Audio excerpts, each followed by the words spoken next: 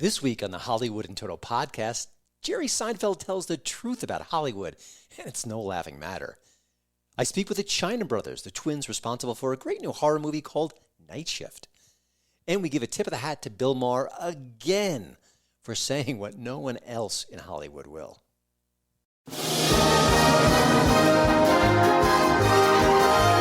Welcome to the Hollywood in Toto podcast. Entertainment news and reviews without the woke Hollywood narrative. Free speech, free expression. Now that's entertainment. And here's your host, award-winning film critic, Christian Toto. Before we kick things off, I'd love it if you'd subscribe to the Hollywood in Total podcast. We've got new episodes each Wednesday, plus bonus episodes too. And if you like what you hear, could you give us a review over at iTunes? Every kind word helps. We appreciate it. The great Jerry Seinfeld works only when he wants to these days. Not that there's anything wrong with that, right? I mean, he's a comic genius. He's got all that Seinfeld cash. It means he doesn't have to punch the clock like the rest of us. He still understands Hollywood. He swims in those waters. And what he said recently left a mark. Why? Because he hit the mark. Let me explain. The Seinfeld directed and starred in a new movie. It's called Unfrosted. It's about the Pop-Tarts enterprise. Yeah, I love them. I have to admit, they're not good for me, but those brown sugar cinnamon Pop-Tarts, they are amazing. So Jerry's out doing press for the movie. It's coming soon on Netflix. But his comments about the current state of Hollywood got a lot of attention. You should go read the whole series of quotes, but this is the one that really got me. He said, film doesn't occupy the pinnacle in the social, cultural hierarchy that it did for most of our lives. When a movie came out, if it was good, we all went to see it. We all discussed it. We quoted lines and scenes that we liked. Yeah, that's how I grew up. There's a lot of people out there listening right now to this show. That's how they grew up too. It doesn't feel that way anymore. Listen, I know it's an old refrain. Oh, the movies aren't as good as they used to be. And there's some truth to that for sure, but I think it's more than that. Listen, I talk to my kids about movies a lot. They have no interest in the movies at all. I have to beg, borrow, and do whatever I need to do to get them to watch movies with their dad. You know, I think part of the time they're just kind of trying to be nice to me. And also, when I talk to their friends, I get the same sense too. Movies don't move them. They don't care about them as much. It's TikTok. It's video games. It's YouTube. Oh, it's always YouTube. The times are changing, man, and that's why Seinfeld's comments really did register. It's why they get echoed all across the online chatosphere. Listen, he's an observational comic. It's what he does. He observes things, and he makes jokes about them. But this time, he's not making jokes. He's not trying to be funny. He's just saying what many people are afraid to say at this point, and I don't blame them. I'm a little afraid, too. Maybe it's even time to rename this show. Maybe a YouTube and Toto podcast? TikTok and Toto podcast? The mind reels.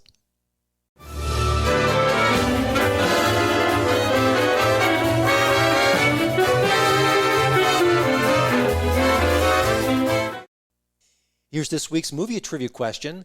Quentin Tarantino is back in the news because he has just scrapped his 10th and final film. It was going to be called The Movie Critic, and he's going back to the drawing board. He is not satisfied. He has one more film to make, then he's retiring. It's been his plan for quite some time, and he's sticking to it. But I think just that the pressure of picking one last movie, I kind of think it's getting to him. But that's a story for another day. But it's not going to be, we're going to have to wait a while before we see the next Quentin Tarantino film. But I want to recall the early days of his career. He got his start in show business in an unconventional fashion. He wasn't a Nepo baby per se, but one of his first gigs was movie related, but it's not what you think when you think about trying to get into the business. In fact, I had the same gig back in the 80s, and I'm not directing movies, but of course Tarantino is. He made it work for him. What gig am I talking about? What job did he have early on? The answer? At the end of the show. For me, there's nothing better than finding a cool new horror movie on some streaming channel. I surf, and I'm always looking for something that's interesting, unique, something I haven't seen before, and once in a while I stumble upon a horror movie that fits that description. And often, it stinks. But sometimes you find the gem, you find the diamond in the rough, and I'm like, wow, this is cool. Why didn't anyone tell me about this? I recently had a kind of a variation on this theme. A filmmaker reached out to me via email and said, hey, I just directed a new horror film. My name is Paul China. It's called Night Shift. Would you mind reviewing it for your site? And I thought, well, yeah, why not? Here's a peek. It's Gwen, right? Gwen Taylor. Teddy Miles. This is my place. Look, I know it looks as if the damn Addams family used to live here. But trust me, this place is harmless. Really gotta get this thing fixed. Oh. Now, we got 20 cabins, all basically identical. If you take to the job, then maybe we can make it a regular thing. That'd be great. What kind of security do you have here? Security? Well, if you want, there's a fire axe next to the vending machine. Nobody's gonna mess with you if you're swinging that thing around, you know what I'm saying? Welcome to the night shift. Excuse me. I was happy to review the film, but it still made me feel a bit awkward. I mean, what if it stinks? I mean, he's going to read my review, no doubt, and he's going to feel badly, and I can't lie about it. And listen, I review tons of movies, and I give a lot of negative reviews, but when you have the director emailing you, there's a connection there. It's another layer. It feels weird. But the good news is, Night Shift didn't stink. It's really good. It's smart.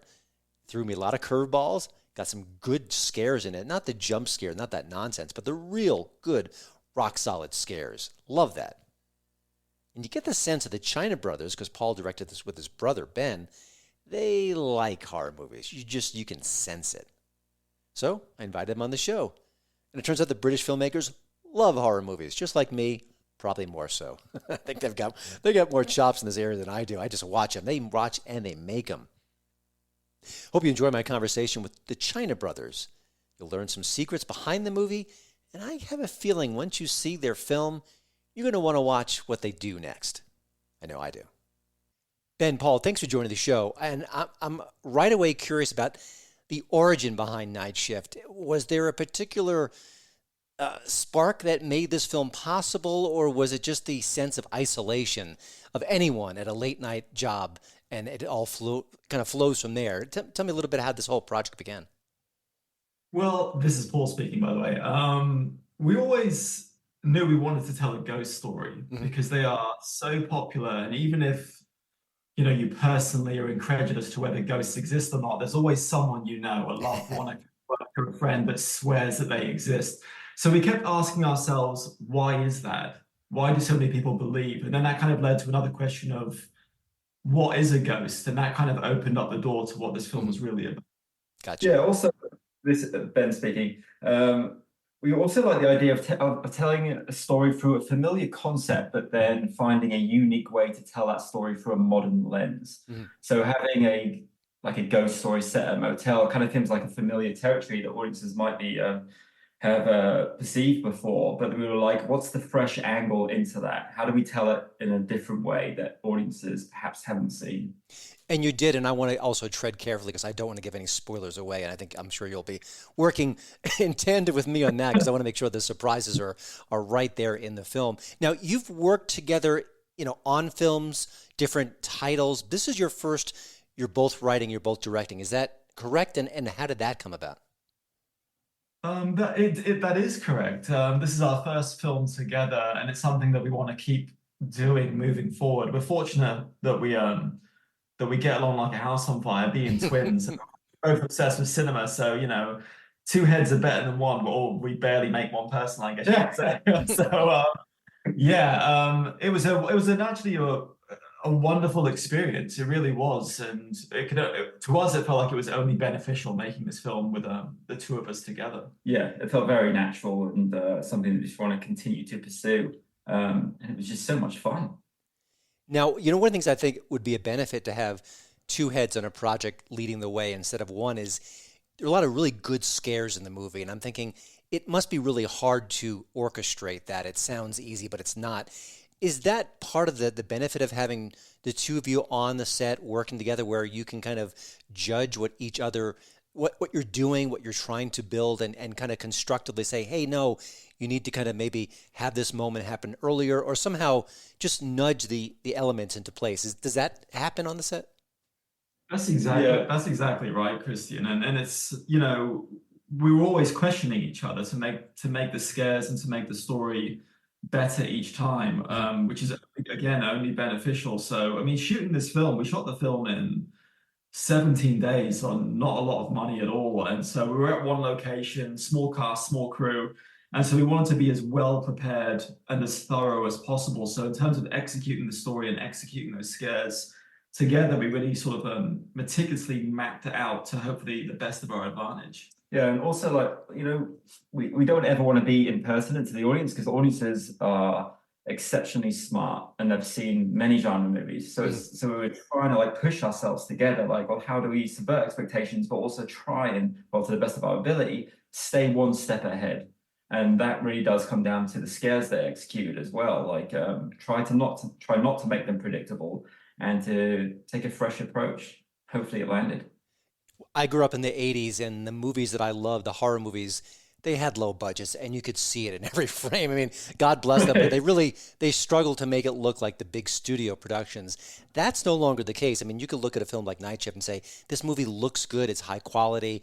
Obviously your skill is involved, but there's technology that's available now that wasn't back in the day. But when you're working with a smaller budget, you don't have room for mistakes. You've got to make some cuts here and there, make some sacrifices. And I often find that with film directors like yourselves that sometimes there are happy accidents along the way where you go in this direction to cut costs and then all of a sudden a new idea blossoms or something opens up that you didn't expect. Did any of that happen on this film?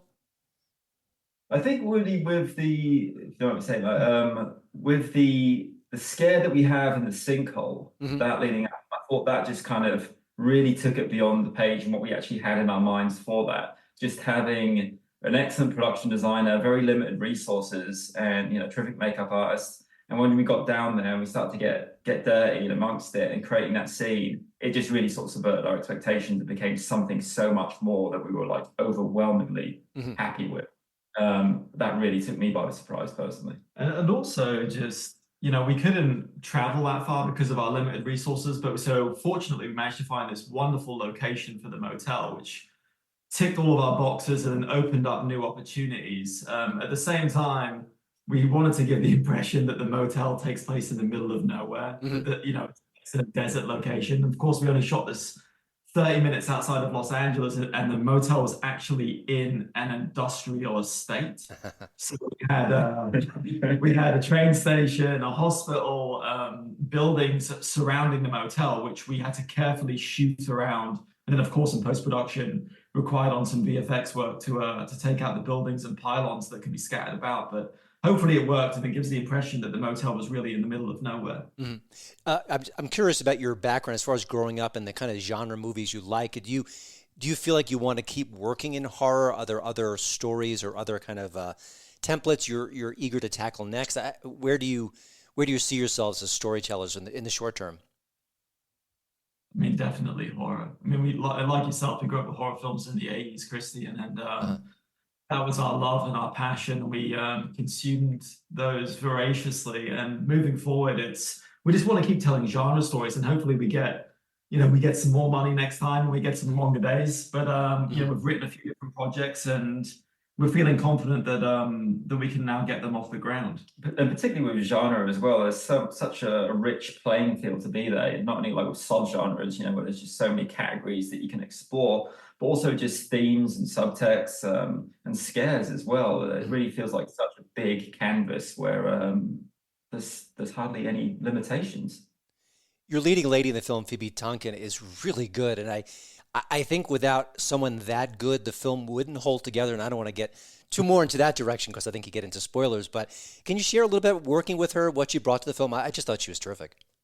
She's absolutely terrific, Christian. Yeah. We agree. And we knew that, with the character of Gwen, she's on screen for, like 98% of the time and often alone, and she's only interacting with the motel itself. And so we needed an actress that not only was like wonderful with drama and comedic timing, and but also that had tremendous screen presence that could hold the audience's attention. And Phoebe definitely ticked all of those boxes. She was wonderful to work with. Yeah, spot on. Now, because you grew up in horror films, Do you compare your film Night Shift to other ones that you've seen in the past? Are there elements that maybe evoked a movie you loved back in the day or anything like that? I'm kind of curious, when you go from fan to storyteller, which you guys are obviously now, any connections you could say? It felt fresh and new to me, so I think I struggle with it. But just as the creators here, did you want to pay homage to a certain film or think something in your movie was connected in some way to something from the past? I would say that I'm sure Ben agrees with me as well. Like we're huge lovers of giallo cinema, Hmm. and there's a film by Mario Bava who is one of our favorite filmmakers, and he's up there with Hitchcock in our opinion. But he did a film called Kill Baby Kill, which I'm not sure if you've seen, Christian, but it's just a tremendous, tremendous gem of a film that really manages to blend the psychological with the supernatural, Hmm. and it does it so effectively. And that was a real appeal for us with Night Shift. We wanted those two different sides of the horror. So you have the ghost element, and then you also have slasher elements as well. And then by leaning into the giallo, especially with the use of color to keep the film rich and vibrant to look at, so it was never dull or dour or depressing, that really speaks volumes to us, and it's something that we want to keep moving forward with. Yeah, spot on. And then we just sort of tip our hat ever so slightly to films like Psycho and The Shining, which have some sort of premises. But yeah, what Paul said with Kill Baby Kill, that was the biggest drive, the biggest influence for us. I'm embarrassed, but I just wrote that title down, so I'll be checking that out soon. I was kind of Yeah, what do you think? as filmmakers, I feel like is an interesting spot in movie making culture right now because the technology is better. You can make a wonderful looking film like you did for a very small budget. At the same time, there's just so much competition, and just getting your name out there, getting your title out there, kind of breaking through the noise is complicated. Do you feel you sound optimistic about the future and your stories, but maybe break that down a little bit. What intrigues you about where we are right now as a movie going culture, and what kind of scares you a little bit about it? I think that, going to the movies is hard, as much as we sort of take that for granted. It's, you got to put petrol in the car and hire babysitters and buy food and drink. And the audiences are smart to what they want to watch. And something that really drives Ben and I is we don't believe we are selfish filmmakers. We very much want to entertain, and we want to do that with intelligence and, of course, have some subtext. But first and foremost, we don't want to let the audience down. And that gives us faith because we know that it's an entertainment service as much as it is artistic storytelling, and it can be a perfect blend of both of those worlds. Yeah, I also think as well, just like in this modern landscape, we're inundated with so much content now, and there's so many movies. Particularly, obviously, there's so many genre movies, and there's a lot of, dare I say it, there's a lot of drama movies disguised as genre movies that aren't really sort of genre, and so it's like trying to sort of find what you're particularly looking for, what your taste is, and try and stand out from the pack. But like Paul said, it's like we want to create something that is very sort of richly entertaining. It does have the drama there and great characterization and so on and so forth, but something that is fresh, entertaining, scary, and fun, and to really just try and strive and get above the pack, which is hard because, like I said before, there's so many films out there. Yeah, I'm going to kind of put both of you on the spot briefly because you mentioned Kill Baby Kill. Are there other maybe lesser known horror films in recent years that you'd like to mention? It's funny. I'm a critic. I'm a podcaster.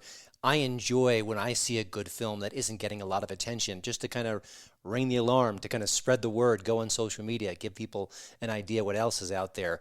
Here's your chance. Any movies come to mind that you've seen in maybe the last couple of years that were horror based, but didn't get the attention that maybe they deserved?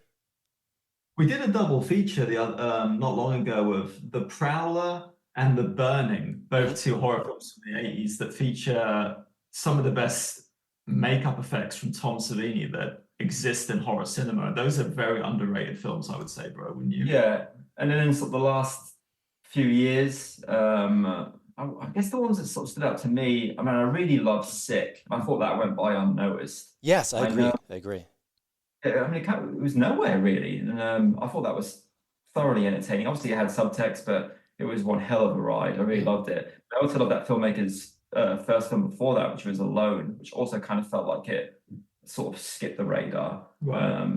Those two probably stood out to me in the past few years. That's Yeah. Alone with the Woman is Stalked by the Gentleman. Is that the one? Yes. Yeah. Yes. Absolutely Yeah. love that movie. It was one of my favorite movies from a couple of years ago, so I'm glad you mentioned that. I was sounding the alarm of that one as well. All right, you guys get along like a house on fire.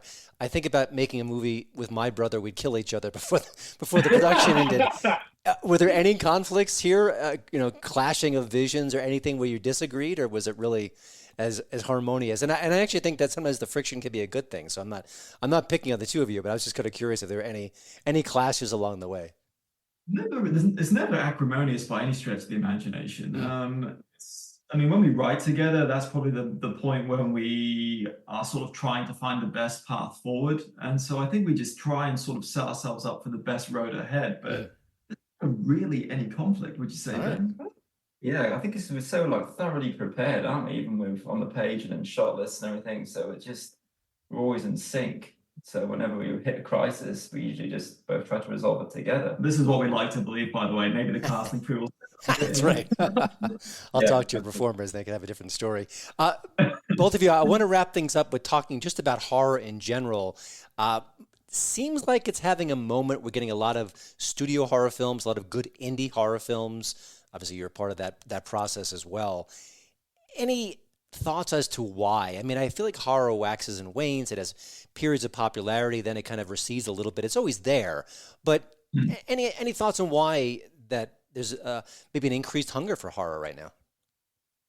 I would say that, I mean, horror has always been successful, but now it's kind of being accepted by the mainstream and it's being less taboo because they're sort of cottoning on that this is what audiences actually want. I mean, you trace back generations and decades of cinema, even go back to the Lumiere brothers short film, was it Train Pulling into a Station, one of the first films ever created, which when it was getting played in carnivals or what have you in France, people were running out of the tent screaming for their lives. This train was barreling towards them, which is that's the first horror film really. So audiences definitely are drawn to them. I also think as well with genre films is like you don't necessarily need a large name like an A-list actor, and you also on the other side you don't really need a massive budget either. So those two things really sort of help push those films to get made. Yeah. It feels like within the sort of Hollywood system at the moment, there's a bit of like executives kind of sort of don't know what they're doing or scared to take chances and risks. And horror is always a sure bet. So therefore, it feels like it's coming more into a focal point, and people taking more chances on that. Gotcha. Great point. I want to end with a quick comment. I recently rewatched The Omen, the original film, with my son, and I reread some of the early reviews, and they were unkind. And I thought, well, this is a pretty darn good movie. It seems like it stood the test of time. But I do think you're right about, I think even critics back in the day were less sold on horror. I think they were more critical. And I do think that over the last maybe 10, 20 years, critics have been more accepting of the genre. And I think that's a good thing because it deserves attention, deserves respect. But, well, both of you, thank you so much for joining the show. Of course, the movie is Night Shift. It's smart, it's scary, it's different, it's fresh. I really enjoyed it, and I'm glad to tell people about it. It is available right now on VOD, video on demand. You can check it out at different sources. Also, maybe check out justwatch.com. It's a great resource I found for moviegoers. It'll tell you exactly where certain movies are able to be streamed, and certainly it's going to have an entry with Night Shift. And guys, I hope we talk again about future movies, and I really enjoyed your work. Likewise, Christian. Thank you for having us on. We'll be back anytime you'll have us. Yeah, thanks so much, Christian. It was such a pleasure. It's a pleasure to talk to you.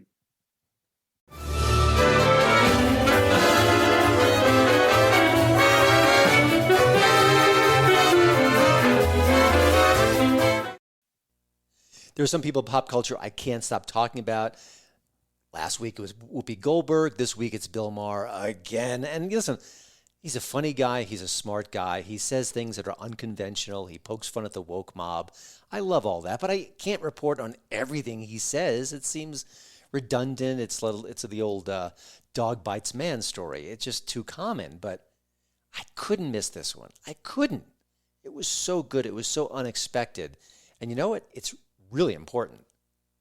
He just said what no one else in Hollywood will say. No one.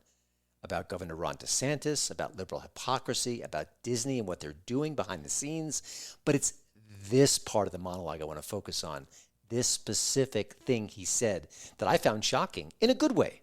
It can be good. It could be good, right? Shocking isn't always bad. And I guarantee you're going to feel the same way after you hear this.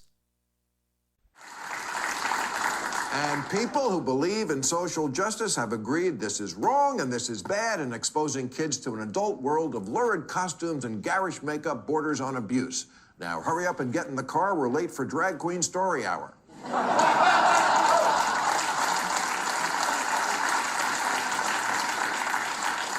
Not that there's anything wrong with being a drag queen, but maybe it's time to admit that sometimes Drag Queen Story Hour is more for the queen than the kids. Sure, kids love a clown, but does the clown have to have bits?